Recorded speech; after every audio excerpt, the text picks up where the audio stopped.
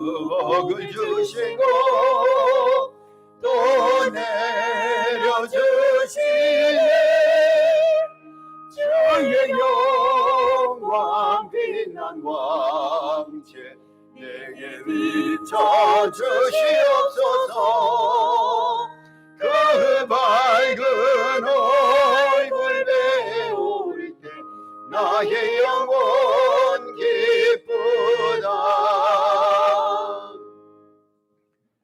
오늘 함께 나누실 하나님의 말씀은 시편 34편입니다. 11절로 22절입니다. 조금 길기 때문에 교독하도록 하겠습니다. 제가 먼저 읽습니다. 너희 자녀들아, 와서 내 말을 들으라. 내가 여호와를 경외하는 법을 너희에게 가르치리로다.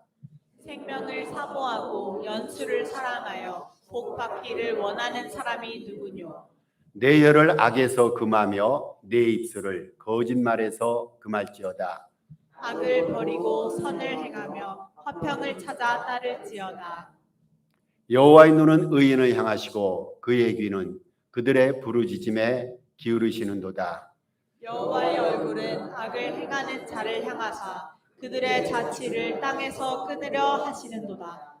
의인이 부르짖음에 여호와께서 들으시고 그들의 모든 환난에서 건지셨도다. 여호와는 마음이 상한 자를 가까이 하시고 충심으로 통회하는 자를 구원하시는도다. 의인은 고난이 많으나 여호와께서 그의 모든 고난에서 건지시는도다. 그의 모든 뼈를 보호하시며 그 중에서 하나도 꺾이지 아니하도다. 악이 악인을 죽일 것이라. 의인을 미워하는 자는 벌을 받으리로다. 여호와께서 그의 종들의 영혼을 속량하시나니 그에게 피하는 자는 다 벌을 받지 아니하리로다. 아멘.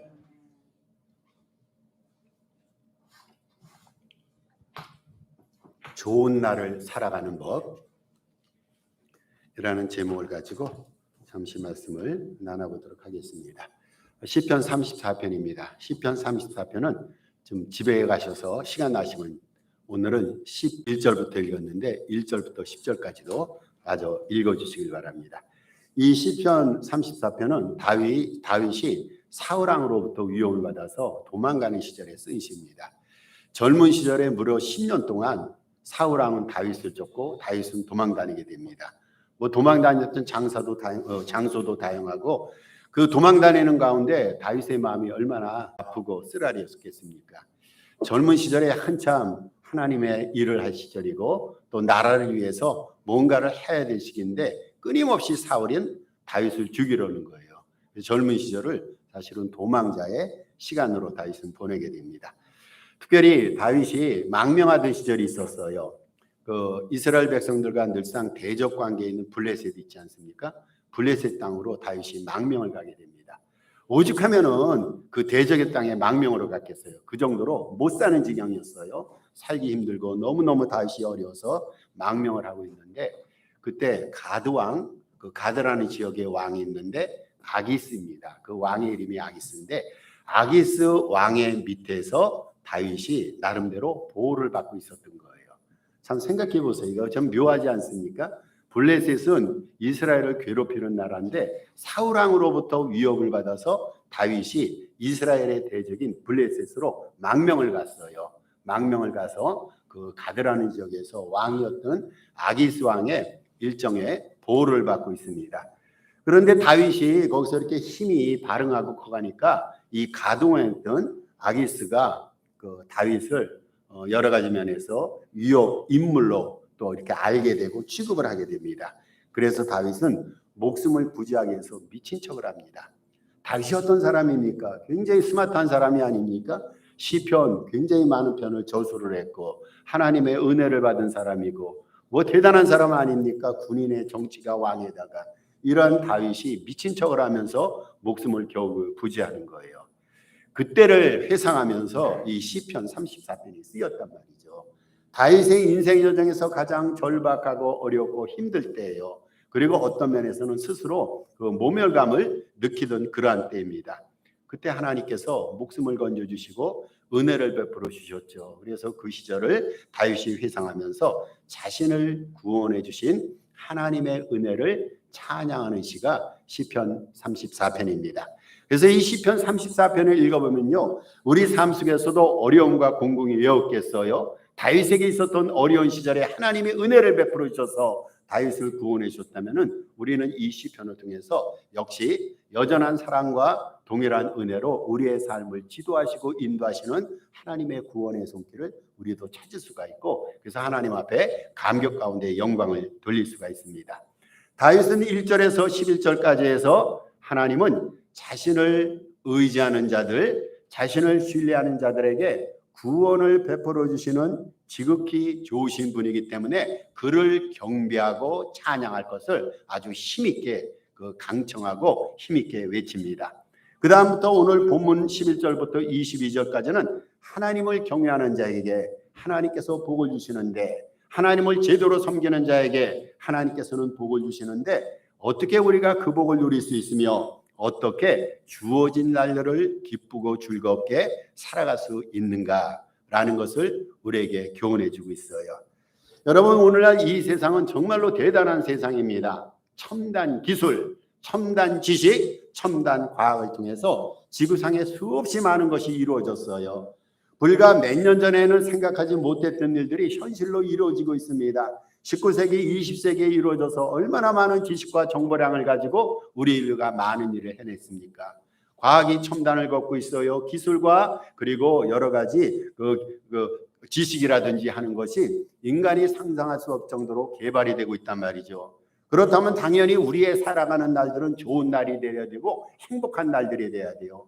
이렇게 세상이 많이 발전이 되고 그간 우리가 생각하지 못했던 많은 것들을 이루면서 살아간다면 당연히 우리가 살아가는 날들이 늘상 행복하고 좋은 날들이야 하는데, 사실은 우리가 살고 있는 이 시대를 우리들은 좋은 날이라 판단하기에는 뭐가 부족함이 많습니다. 여러분, 멀리 생각하지 말고 2년 동안 우리의 현실을 생각해 보십시다. 정상적으로 산 사람이 있습니까? 교회도 그렇고 정치, 경제, 사회가 이 코로나 문제로 인해서 근 2년 동안 정상적인 삶을 수행하지 못하고 있어요. 지금도 마찬가지란 말이죠. 코로나19로 인해서 수없이 많은 경제적인 손실이 있었어요. 사회적인 손실이 있었습니다. 그것뿐이 아니라 그 블루 질병이라고 많은 사람들이 이 코로나 기간 동안에 정신적인 질환을 앓고 있어요. 여러분, 답답하지 않습니까? 자유스럽게 뭔가를 해야 되는데 교회를 위해서, 하나님 영광을 위해서, 가정과 그리고 주변 사회를 위해서 우리에게 주어진 시간을 잘 소모하면서 뭔가를 해야 되는데 우리 그러지 못하고 있어요. 그러니까 많은 사람들이 알게 모르게 정신적인 질환, 이 블루 질병이라는 정신적인 질환을 앓고 있단 말이죠. 그것뿐이 아닙니다. 이러한 와중에도 테러가 얼마나 빈번하게 일어납니까? 전쟁 심각하게 일어납니다. 러시아와 우크라이나, 언제 전쟁이 일어나는지 알 수가 없어요. 여러분, 러시아가 전쟁을 붙으면은요, 이거 대단한 위협입니다. 지구상의 큰 위협이 됩니다. 그뿐이 아닙니다. 오늘날 자연재해라든지 지진, 기근, 폭염, 폭설 등, 그리고 산불, 태풍, 전염병들, 이 자연재해와 그리고 자연 이상 기후가 우리를 힘들게 만듭니다. 그러면 우리는 교회 생활하기에 편합니까? 교회 생활도 편하지 않습니다. 우리 교회만 하더라도 지금 갑자기 오미크론 때문에 또 이렇게 제대로 못 모이고 있어요. 다시 우리가 줌 예배로 환원하고 있습니다. 교회 생활도 힘들고 종교 생활, 영적인 생활도 오늘날 무척 힘듭니다. 오늘날 확실한 게 하나가 더 없어요. 만약 이 코로나가 완전히 정복된다 할지라도 지금까지 바뀌었던 이 삶의 패러다임이 어떤 식으로 흘러갈는지 우리는 앞날에 대해서 불확실하단 말입니다. 불안하단 말이죠. 이것이 오늘날 우리가 살아가는 삶의 현실이에요. 이러한 외부 현실을, 외부 환경을 헤아려 볼 때 우리는 이 시대를 좋은 날이다, 행복한 날이다, 정말로 살기 좋은 최상의 날이다 라고 단언 내리기 힘듭니다. 이것이 현실이에요. 분명히 이 세상은 잘 살아야 되고 우리는 평안하고 행복해야 되는데 그러지 못하는 삶이, 그러지 못한 인생이 오늘날 우리의 삶의 현실이란 말이죠. 그런데 본문은요, 이러한 불안하고 불확실한 시대에 어떻게 좋은 날들을 살아갈 수 있는 비결을 우리에게 보여줍니다.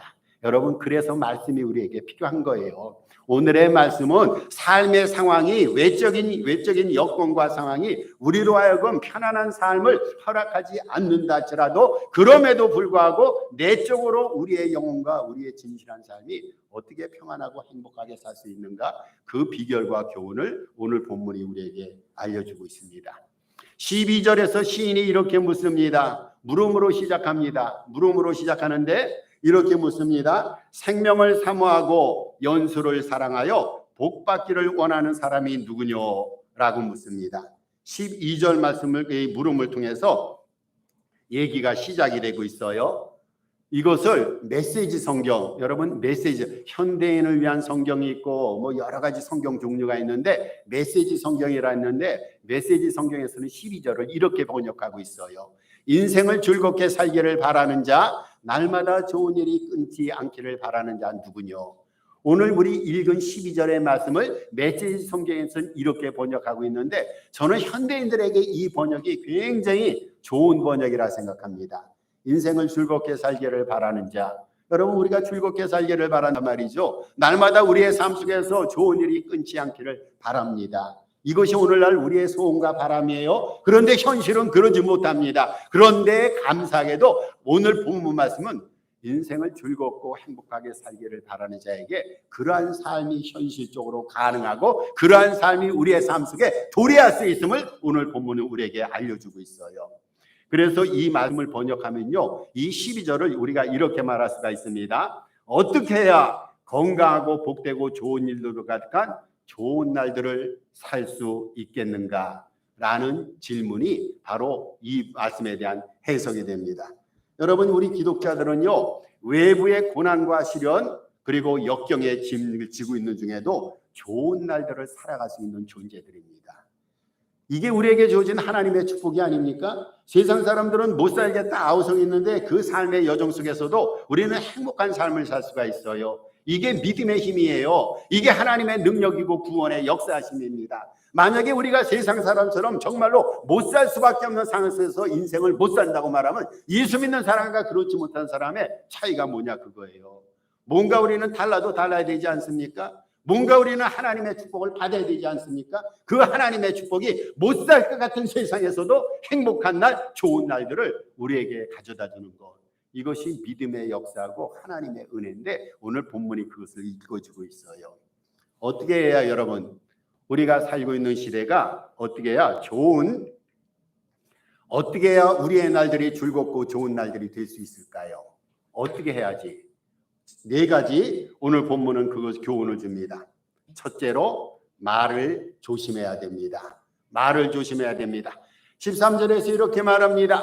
내 혀를 악에서 금하며 내 입술을 거짓말에서 금할지어다. 여러분, 말을 조심하고 혀를 조심해야 돼요. 그래야 우리가 살고 있는 날들이 행복한 날, 좋은 날들이 될 수가 있습니다. 이 말이라는 것은요, 형태가 없어요. 말은 형체가 없습니다. 그런데 인간의 지체 가운데 가장 힘이 있는 것이 바로 혀입니다. 혀. 우리 인간이 뭐 팔이 힘이 세고 다리가 힘이 세고 근육이 있지만 여러분, 그거 아무것도 아니에요. 혀에 비하면요. 우리 인간의 지체 가운데 정말로 강한 힘이 있고 그렇다면은 그것이 바로 말입니다. 말을 발산하는 혀입니다. 말에는요 2가지 기능이 있어요. 사람을 살리고 사람에게 희망을 전하는 창조성이 있습니다. 창조성. 우리가 말을 통해서 사람을 살릴 수가 있어요. 말을 은혜롭고 격려의 말, 따뜻한 말을 전하면은 죽어가는 영혼을 살릴 수가 있어요. 설교를 잘하고 은혜를 끼치면 죽어가는 영혼을 소생시킬 수가 있어요. 말에는 창조성이 있습니다. 반면에 말에는요 다른 사람을 시리에 빠지게 해요 죽게 만드는 파괴성이 있어요. 동일한 말인데 창조성이 있고 파괴성이 있단 말이죠. 그래서 우리의 삶 속에서 혀를 조심하는 것만으로도요 많은 인생 문제를 피할 수가 있고 행복하고 평안한 삶을 살 수가 있습니다. 잠언서 13장 3절에서 그래서 잠언 기자가 이렇게 우리에게 말하죠. 입을 지키는 자는 자기의 생명을 보전하나 입술을 크게 벌리는 자에게는 멸망이 오느니라. 입을 다물라는 거예요. 말을 조심하라는 겁니다. 그러면 생명이 우리에게 오는데 쓸데없이 말을 하고 입을 크게 열어서 그 생각지도 못한 예상치 못한 말, 그런 말을 하면은요, 종국에는 멸망이 온다라고 말합니다. 저와 우리 모든 기독자들 특별히 새겨야 될 것은요, 혀를 살피며 말을 가려서 해야 됩니다. 그래야지 행복해집니다. 그래야지 평안해집니다. 우리들은 어느 때라도요, 성경에 우리들이 예수 믿는 자들이 해야 될 말이 있어요. 어느 때라든지 하지 말아야 될 말이 있습니다. 어느 때라든지 우리는 거짓된 말을 하지 말아야 됩니다. 망령된 말을 하지 말아야 됩니다. 저주의 말, 누군가를 꾀고 유혹하는 말, 아첨하고 속이는 말, 더 나가서 참남한 말을 하지 말아야 됩니다. 여러분, 이 말들은요, 마귀의 말, 마귀가 우리 안에서 이 말을 하라고 조정하는 겁니다. 그래서 우리는 지금 열거했던 이런 말들을 하지 말아야 됩니다. 독일의 유명한 문호였던 괴테, 여러분 다 아실 거예요. 책을 한두 권 다 읽으셨을 거예요. 그 괴테의 집은 항상 그와 대화를 나누기를 원하는 사람들로 손님이 북적거렸어요.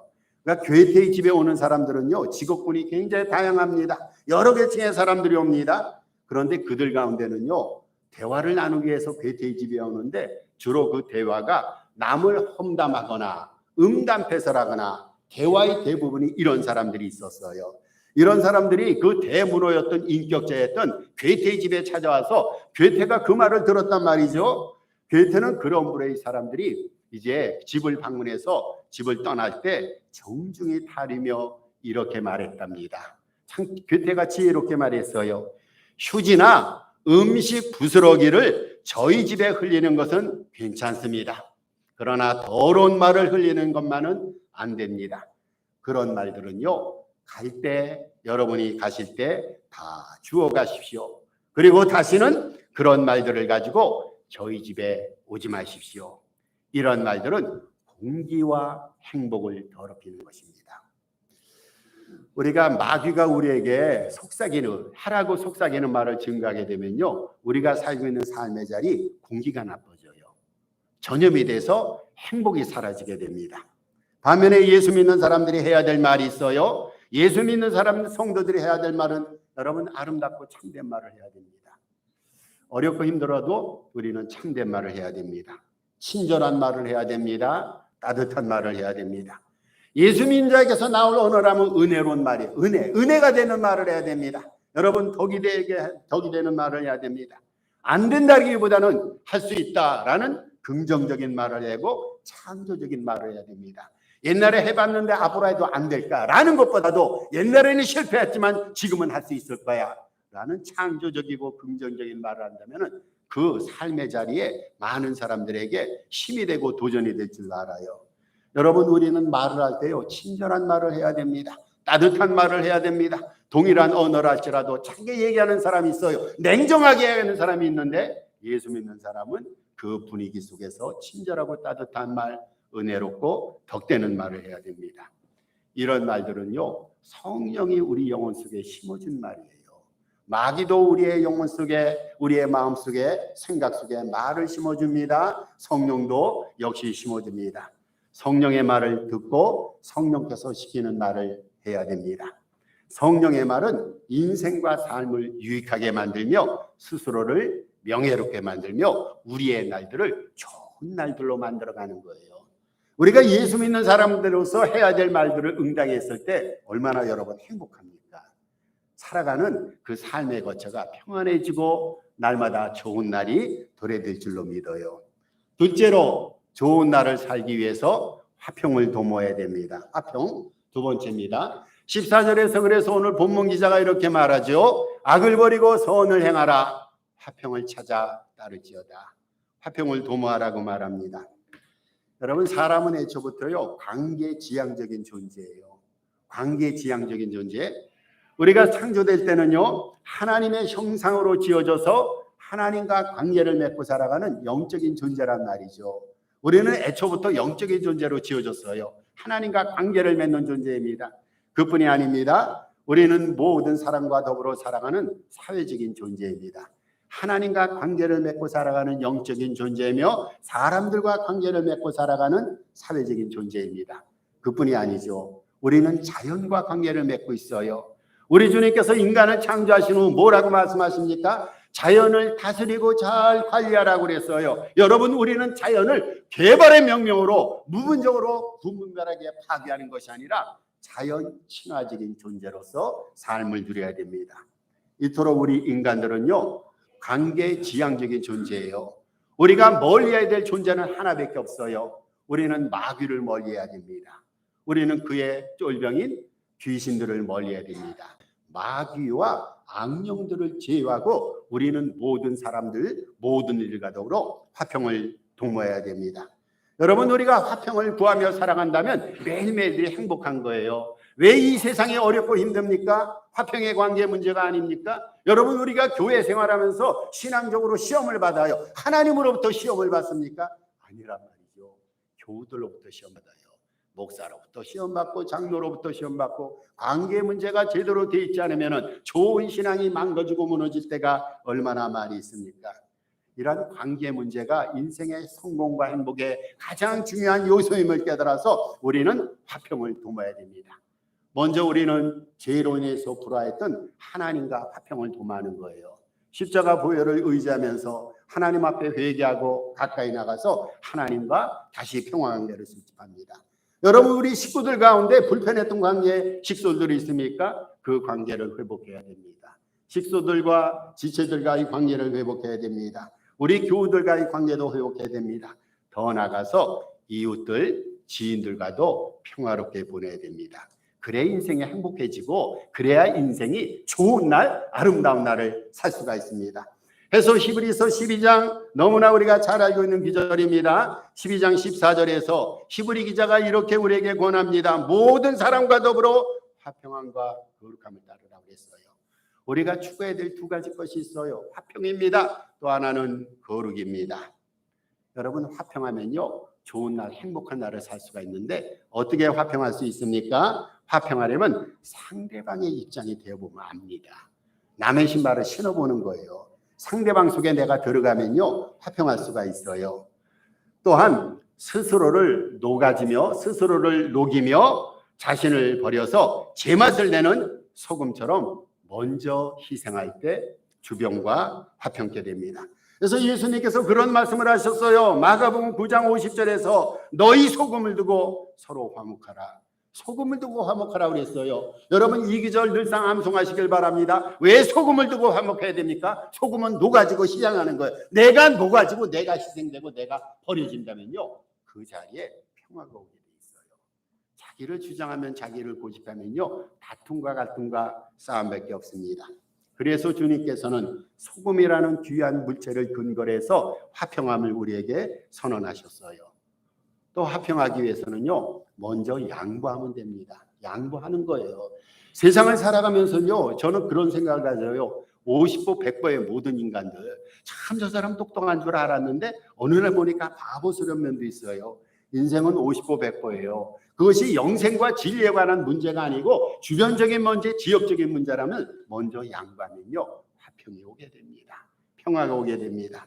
우리는 창세기 13장에 보면은 아주 귀한 사건 하나를 알고 있습니다. 아브라함과 롯이 갈등과 다툼을 벌이기 시작하는 거예요. 그런데 아브라함이 연장자 아닙니까? 삼촌이 아닙니까? 연장자이며 삼촌임에 불구해도 아브라함은 먼저 자기 자신이 롯에게 모든 것을 양보했어요. 양보하니까 그 다음에 어떠한 결과가 나타납니까? 화평함이 도모된 거예요. 자칫 잘못하면요, 고륙상정에 벌어질 뻔했어요. 가족끼리 싸울 뻔했습니다. 그런데 자신을 내려놓고 양보하니까 아름다운 평화가 도래됐단 말이죠. 만나는 이들과 여러분 화목하기를 우리는 기도하고 그렇게 구해야 됩니다. 만나는 사람과 화목하면 삶의 자리가 즐거워지는 거예요. 평안해집니다.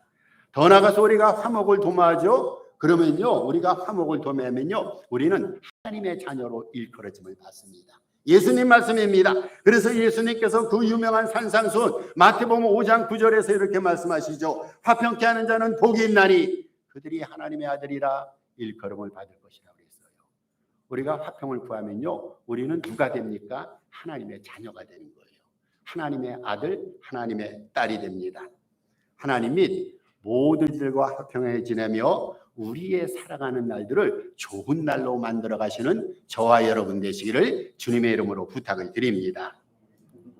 세 번째입니다. 의롭게 살아야 됩니다. 좋은 날을 살기 위해서는 의롭게 살아야 됩니다. 하나님이 갖고 있는 속성이 있어요.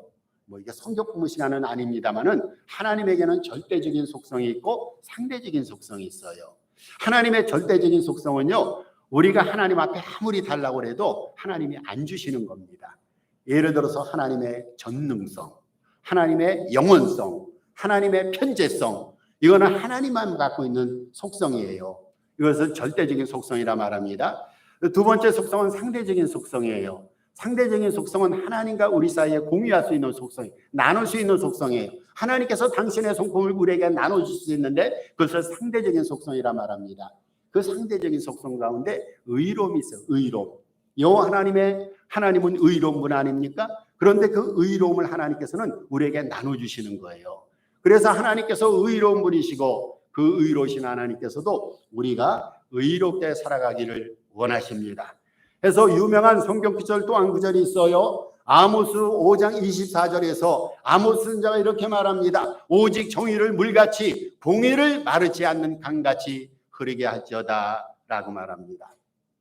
오늘 본문에 보면요, 의인이라는 단어가 몇 번 나옵니까? 여러분 혹시 성경으로 읽으시면서 가장 많이 나오는 단어가 의인이었어요. 오늘 본문에 의인이라는 단어가 몇 번 나오는지 한번 주의 깊게 읽어보셨어요?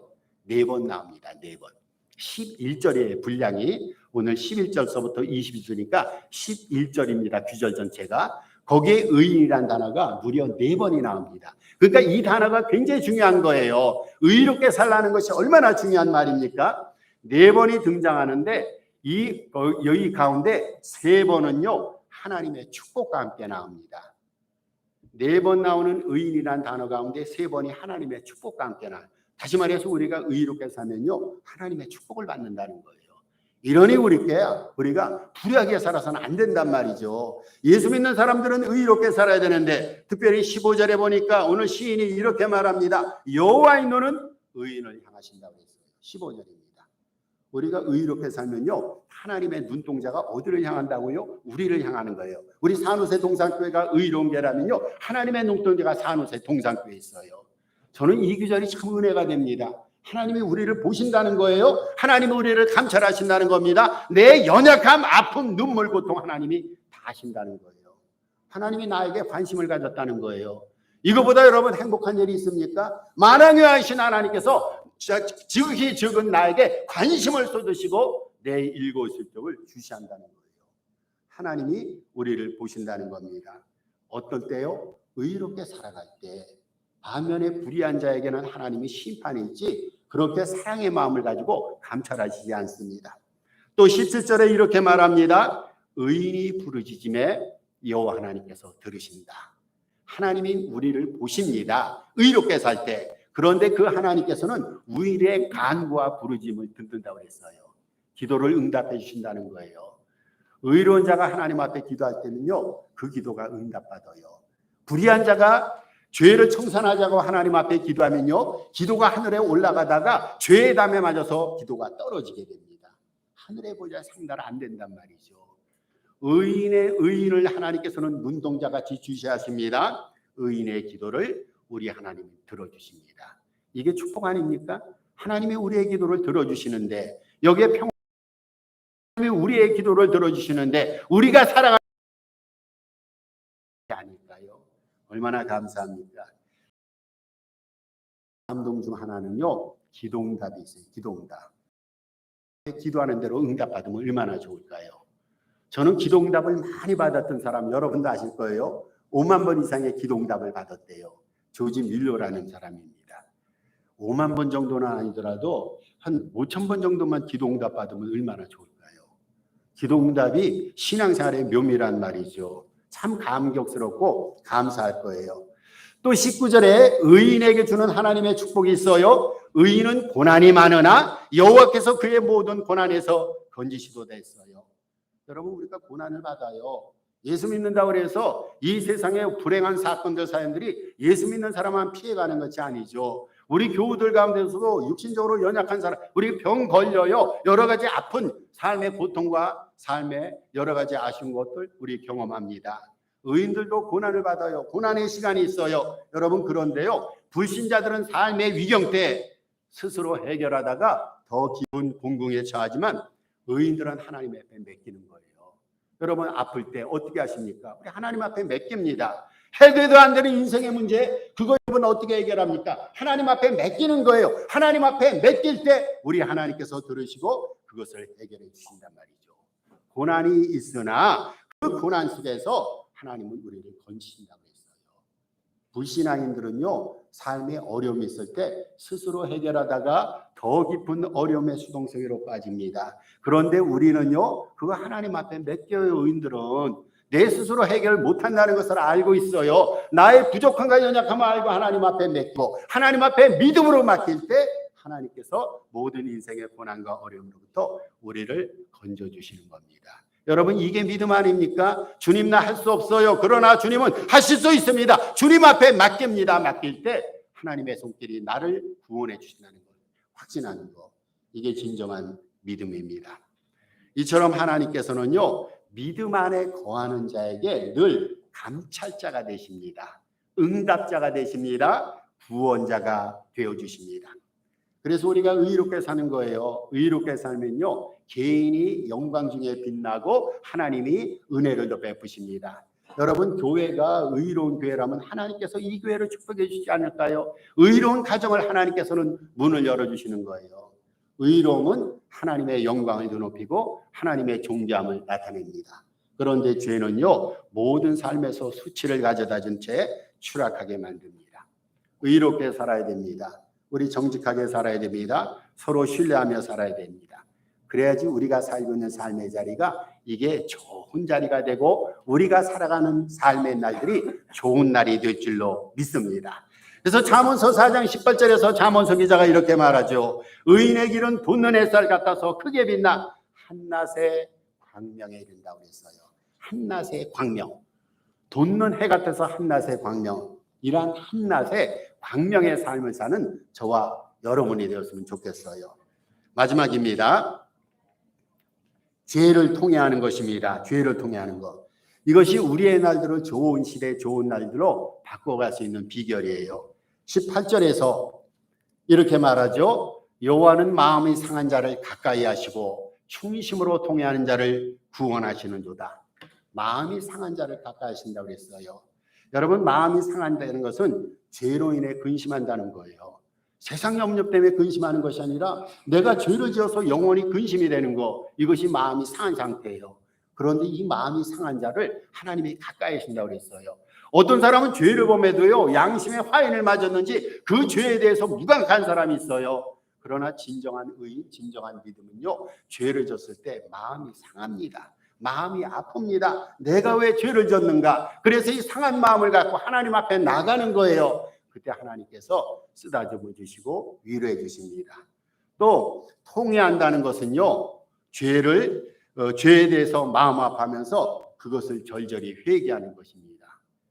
여러분, 이런 경우 있을까요? 우리가 죄를 지면요, 죄 진 것 때문에 근심이 돼요. 염려가 돼요. 그래서 하나님 앞에 갖고 나가서 내 마음을 아파하면서 상심된 마음을 하나님 앞에 내어놓고 하나님 앞에 철저히 회개하는 겁니다. 이것이 진정한 회개인데, 이런 회개의 역사가 우리의 날들을 좋은 날로 바꿔 나갑니다. 회개가 뭡니까? 죄에서 돌이켜서 하나님께 돌아가는 게 회개예요. 죄에서 돌이켜서 어디로? 하나님께로 가는 거예요.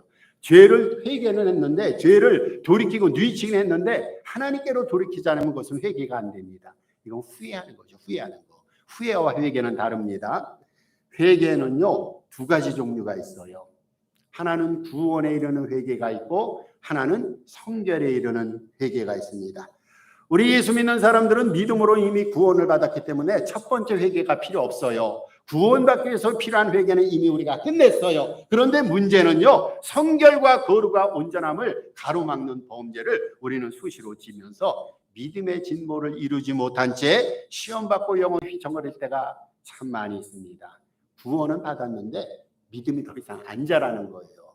분명히 나는 믿음으로 하늘나라 천국 시민이 됐다고 생각했는데 성숙한 시민이 되지 못하고 있는 것이 오늘 우리의 문제입니다. 그것을 하나님 앞에 회개하는 거예요.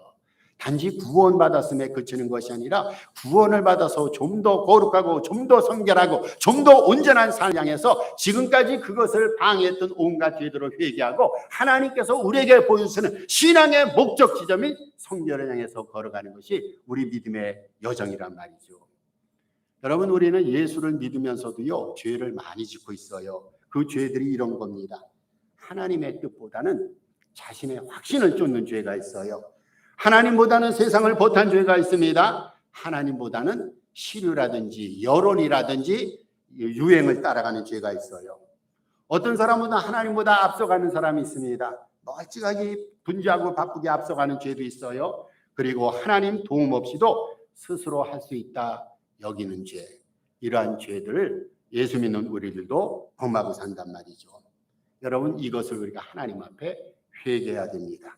하나님이 원하시는 것은요 풍성한 제사가 아니라 다윗이 지녔던 상한 심령입니다. 통회하는 마음입니다. 겸손한 영혼입니다. 우리가 회개하면요 하나님이 깨끗해 주세요. 하나님이 다 용서해 주십니다. 요한일서 1장 9절에 우리가 우리 죄를 자백하면 그는 미쁘고 의로사 우리 죄를 사하시며 모든 불의에서 깨끗게 할 것이다. 죄를 하나님 앞에 회개하면 모든 불의에서 우리를 깨끗게 하시다고 그랬어요. 그리고 우리가 회개하면요 이 중요한 규절이 하나 있어요. 유쾌한 날이 이릅니다. 유쾌한 날. 우리가 갖고 있는 성경은 개역 개정입니다. 이 성경이 개역 개정인데 이전의 성경을 개역 성경이라 말합니다. 지난번에도 말씀드렸죠. 저는 개역 성경의 번역이 어떤 경우에서는 더 낫다고 생각합니다. 개역 성경 그 사도행전 3장 19절에 이런 말이 있어요. 너희가 회개하고 돌이켜 너희 죄 없이 함을 받아라. 이와 같이 하면 유쾌하게 하는 날이 하나님 앞에 이르리라. 유쾌하게 하는 날. 우리가 유쾌하게 해지는 거예요. 우리 인생이 상쾌하게 된다는 겁니다. 쉽게 표현하면 좋은 날이 이르는 그날이 오게 되는데 그것이 회개를 통해서 있을 것이다. 이것이 사도행전 3장 19절 말씀이에요. 말씀을 결론 짓습니다. 우리가 살아가는 이 세상이 역시 소란스럽고 어지럽습니다. 못 살겠다는 아우성이 여기저기서 많이 터져나옵니다. 여러분 한번 삶의 지수를 살펴보세요. 100% 만족입니까? 아닐 거예요. 90% 이것도 아닐 거예요. 뭔가 모자람이 있어요. 이거 재물의 문제가 아닙니다. 내가 갖고 있는 위치의 문제가 아닙니다. 그런데 뭔가 모르게 나는 많은 것을 갖고 있고 풍족히 누리고 있다 생각하는데 삶을 살아가면서 뭔가 모자라고 부족하고 아쉽고 안타깝고 이것이 오늘날 살아가고 있는 우리의 삶의 현실이란 말이죠. 그런데 우리 기독자들은요 이러한 일들을 우리가 이러한 현실들을 경험하면서도 좋은 날들을 살아갈 수가 있어요. 행복한 날들을 살 수가 있습니다. 그것이 오늘 말씀의 결론입니다. 혀를 조심할 때, 화평을 도모할 때, 의롭게 행할 때, 죄를 통회할 때 좋은 날들이 도래합니다. 우리 주님께서 그렇게 해주십니다. 매일매일 천국 같은 날들, 은혜로운 날들을 살아가시는 저와 여러분 되시기를 주님의 이름으로 축복합니다. 우리 주신 말씀 생각하면서 한 음성으로 기도하십시다. 하나님, 어렵고 힘든 삶의 여정 속에서도 소란하고 어지러운 삶의 과정 속에서도 좋은 날 살아가게 하옵소서. 혀를 조심하고 화평하며 의롭게 행하며 죄를 통회할 때 그런 날들을 살게 하옵소서. 또 2월 중에 쓸 기도의 제목을 내어놓고 2, 3분 합심해서 기도합니다. 하나님, 은혜와 사랑을 감사합니다. 이 아침에도 불러주셔서 하나님 앞에 기도하게 하시고 우리 하나님을 찬양하게 하시고